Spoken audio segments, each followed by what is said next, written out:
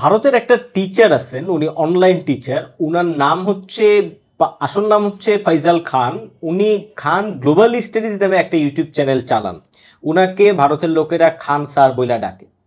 উনার পরিচয়টা আগে একটু দেই, দেন আমরা আসল আলাপে যাব। উনি হচ্ছেন মানে উইকিপিডিয়া অনুসারে খান গ্লোবাল স্টাডিজের প্রতিষ্ঠাতা হচ্ছেন খান স্যার, যিনি সাধারণত খান স্যার নামে পরিচিত। তার আসল নাম ফয়জল খান। তিনি একজন ভারতীয় শিক্ষাবিদ এবং ইউটিউবার, যিনি পাটনা, বিহারে অবস্থান করেন। তিনি বিভিন্ন প্রতিযোগিতামূলক পরীক্ষার প্রস্তুতির জন্য শিক্ষার্থীদের প্রশিক্ষণ দিয়ে থাকেন, যেমন ইউপিএসসি, এসএসসি, ব্যাংক, রেলওয়ে এবং অন্যান্য রাজ্য ও কেন্দ্রীয় সরকারি চাকরির পরীক্ষা। তো এই খান স্যার ভারতের যেই চাকরির বাজার বলেন বা ভারতের যেই নিম্নবিত্ত, নিম্ন মধ্যবিত্ত এবং মধ্যবিত্ত চাকরি প্রার্থী যে তরুণ সমাজ আছে, তাদের মধ্যে তিনি অনেক পপুলার একটা লোক। সম্প্রতি তিনি বাংলাদেশকে নিয়ে তার ইউটিউব চ্যানেলে 2টা ভিডিও বানাইছেন, এবং শুধু তাই না, তিনি একটা পডকাস্টে অংশগ্রহণ করছিলেন। সেই পডকাস্টেও তিনি বাংলাদেশ প্রসঙ্গে কথা বলছেন। এখন আপনারা হয়তো সেই ভিডিও দেখছেন, তবু আমি ভিডিওর কনটেক্সটটা বলি, মানে কি যে কারণে খান স্যার বা খান ফয়জাল খানের আলাপ আমাকে করতে হচ্ছে। তিনি বাংলাদেশ নিয়ে যে ভিডিওগুলো বানাইছেন, সেখানে তিনি স্পষ্ট 2টা আর্গুমেন্ট করছেন। প্রথম আর্গুমেন্টটা হচ্ছে, প্রফেসর ইউনূস যে কিছুদিন আগে চায়নায় গিয়া বলছিলেন যে এই ওশানের অভিভাবক বাংলাদেশ, তার কারণ ভারতের যে উত্তর পূর্বাঞ্চল অর্থাৎ 7 সিস্টার অঞ্চল, এই অঞ্চল ল্যান্ডলক, এখানে কোনো সমুদ্র বন্দর নাই। তো এই অঞ্চলকে চলতে হলে যেহেতু বাংলাদেশের সমুদ্র বন্দর ব্যবহার করতে হবে, তাই বাংলাদেশ হলো এই অঞ্চলের অভিভাবক। এই কথার প্রেক্ষিতে এই খান স্যার, খান গ্লোবাল স্টাডিজ, সে ভিডিও বানাইছে যে বাংলাদেশের যেখানে এত গর্ব, অর্থাৎ চিকেন নেক আর এই 7 সিস্টার্সের ল্যান্ডলক অবস্থা, সেটা সমাধানের জন্য তার ভারতকে 2টা পদক্ষেপ নিতে হবে।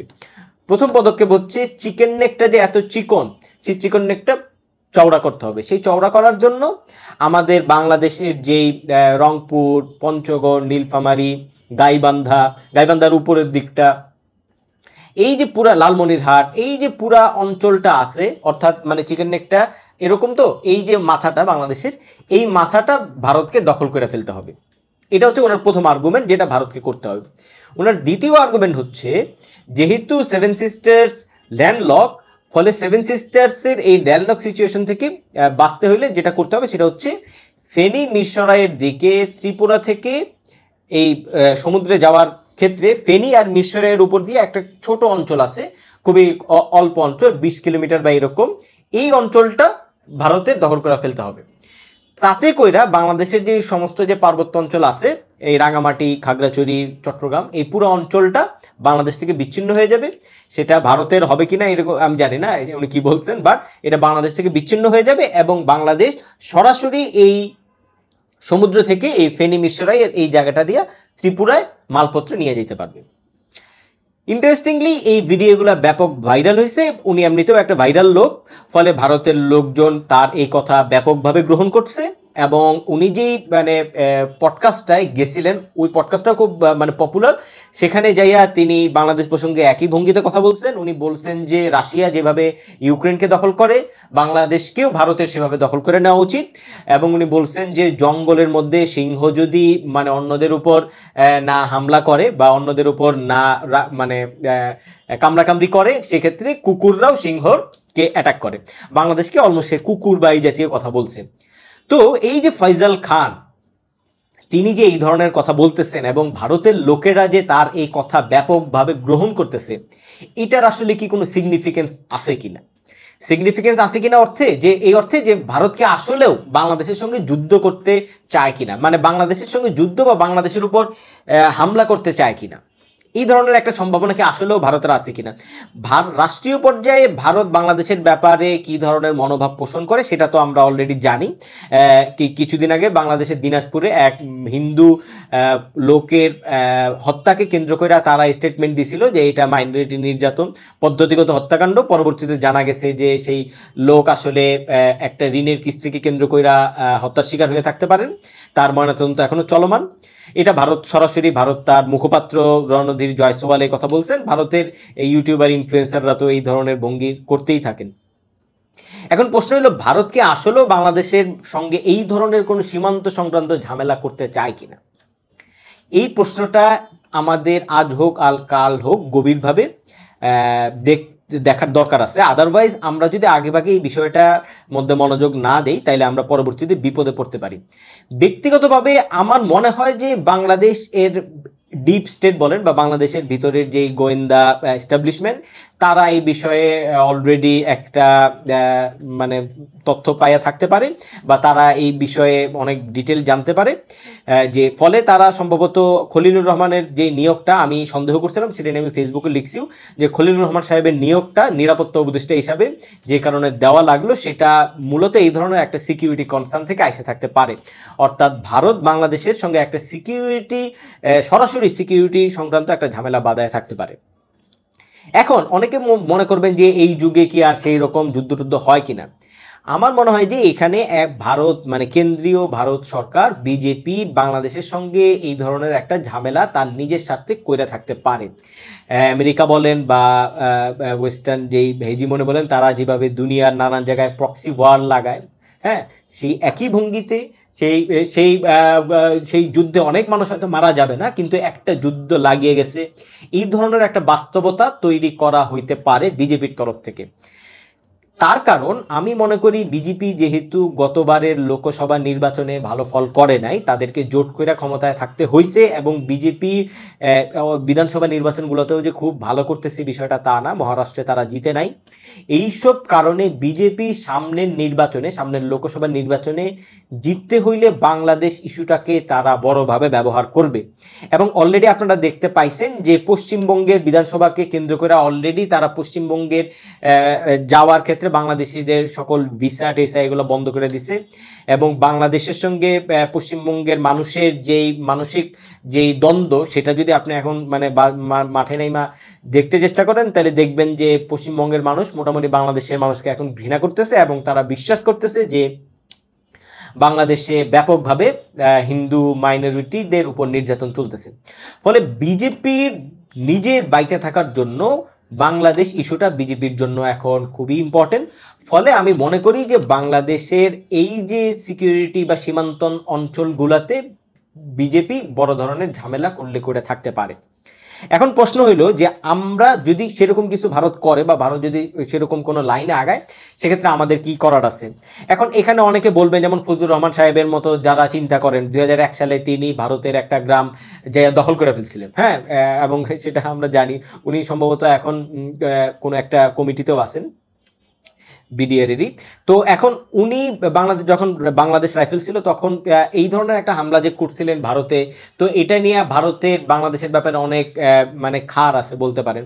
আবার বাংলাদেশেরও প্রচুর মানুষ এই ধরনের চিন্তা ভাবনা পোষণ করে যে ভারত যদি বাংলাদেশের উপরে, বাংলাদেশের সীমান্তে কোনো ধরনের ভায়োলেশন করে, সেক্ষেত্রে বাংলাদেশের আসলে ব্যাপকভাবে রেসপন্স করা উচিত। ইউটিউবে এই ধরনের অজস্র ভিডিও আমরা দেখতে পাই যে বাংলাদেশের আকাশে কোনো কারো যুদ্ধ বিমান উড়ানোর ক্ষমতা নাই, বাংলাদেশ চায়নার সঙ্গে প্যাক্ট করছে, বাংলাদেশ পাকিস্তানের সঙ্গে প্যাক্ট করছে, এই ধরনের নানান ধরনের কথাবার্তা। ইভেন এটাও ঠিক যে বাংলাদেশ পাকিস্তানের সঙ্গে প্রতিরক্ষাগত নানা ধরনের চুক্তি ইত্যাদির ভিতর দিয়ে যাইতেছে। এখন আমি যেটা মনে করি সেটা হচ্ছে যে আমাদের যেহেতু বাংলাদেশের আমাদের একটা মানে ফরেন পলিসির লেভেলে আমাদের একটা অলওয়েজ একটা কাম একটা ব্যাপার আছে, সেক্ষেত্রে আমি মনে করি যে বাংলাদেশ আসলে যুদ্ধ বা এই জাতীয় বিষয়ে বাংলাদেশ আসলে সবসময়ই কুল ওয়েতে আগাইতে হবে। এবং সেক্ষেত্রে বাংলাদেশের, বিশেষ করে বাংলাদেশের প্রতিরক্ষা যারা দেখেন, তাদের এই বিষয়টা বিশেষভাবে খোলাসা করার আছে।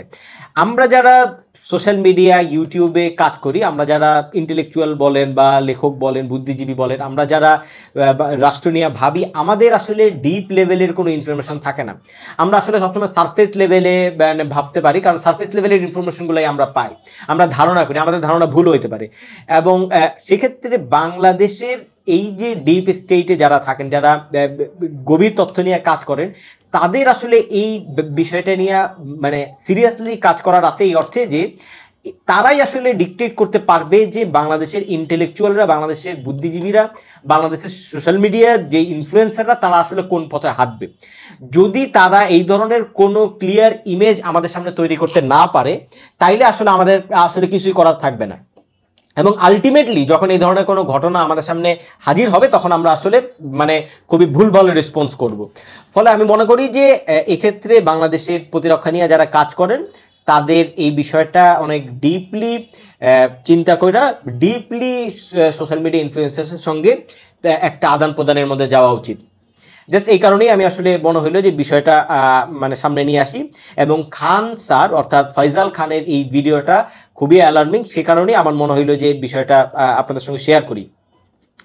একই সঙ্গে আমাদের মনে রাখা দরকার যে ভারতের যে ইনফ্লুয়েন্সার লেভেলে তাদের পডকাস্ট বলেন, ইউটিউব এই সেই বলেন, দুইজন ব্যক্তি ছাড়া, আকাশ ব্যানার্জি আর ধ্রুব রাজ ছাড়া প্রায় সবাই মোটামুটি বলতে পারেন যে বাংলাদেশ বিষয়ে একটা বিজেপি প্রো বিজেপি চিন্তা ধারণ করে বা সেইভাবেই তারা কন্টেন্ট ক্রিয়েট করে। সেক্ষেত্রেও আমি মনে করি যে বাংলাদেশের কন্টেন্ট ক্রিয়েটররা আসলে কি ধরনের ভঙ্গিতে যাবে ভারতের সঙ্গে তা আমাদের সম্পর্কের ক্ষেত্রে, সেটাও আসলে আমাদের আরও খোলামেলা বা সিরিয়াসলি ভাবতে শুরু করা উচিত। আমাদের ভুলে যাওয়ার কোনো কারণ নাই যে হাসিনার আমলে বাংলাদেশের কন্টেন্ট ক্রিয়েটররা সব হাসিনার কোলে গিয়ে উঠছিল এবং হাসিনা তাদেরকে নিয়ে একটা সংবাদ সম্মেলন ইত্যাদি নানা কিছু করছিল, সব কন্টেন্ট ক্রিয়েটররা সেখানে চলে গেছিল, সম্ভবত শুধু সালমান মুক্তাদির ছাড়া। তো এই ধরনের অন্যান্য যেই কন্টেন্ট ক্রিয়েটররা আছেন এবং আমাদের এখন অনেক পলিটিক্যাল কন্টেন্ট ক্রিয়েটরও আছেন, সবাইকেই আমি অনুরোধ করবো এবং সবার প্রতি আমার অনুরোধ থাকবে বাংলাদেশের ব্যাপারে ভারতের ইনফ্লুয়েন্সাররা যেহেতু খুব বড়ভাবে ক্যাম্পেইন করতেছে, তার এগেনস্টে আমাদের ভূমিকা কি হবে সেটা আমাদের ভাবতে শুরু করা উচিত। নট নেসেসারি যে আমাদের সবসময় ভারত বিদ্বেষ বা ভারত বিরোধিতা এই জাতীয় পপুলিস্ট কন্টেন্ট ক্রিয়েট করতে হবে, তাতে আসলে কোনো লাভ হবে না। বাট ভারতের এই মিসইনফরমেশন ডিসইনফরমেশন বা এই যে ভুলভাল ক্যাম্পেইন মোকাবেলার ক্ষেত্রে বা সত্য তুলে ধরার ক্ষেত্রে আমি মনে করি যে বাংলাদেশের কন্টেন্ট ক্রিয়েটরদের একটা বড় ভূমিকা নেওয়ার আছে, এবং সেক্ষেত্রে বাংলাদেশের প্রতিরক্ষার বিষয়টা যারা দেখেন তাদেরও এখানে অনেক কিছু খোলাসা করার আছে। যদি তারা এই বিষয়ে খোলাসা না করেন তাইলে আসলে আমরা অনেক কিছুই বুঝবো না।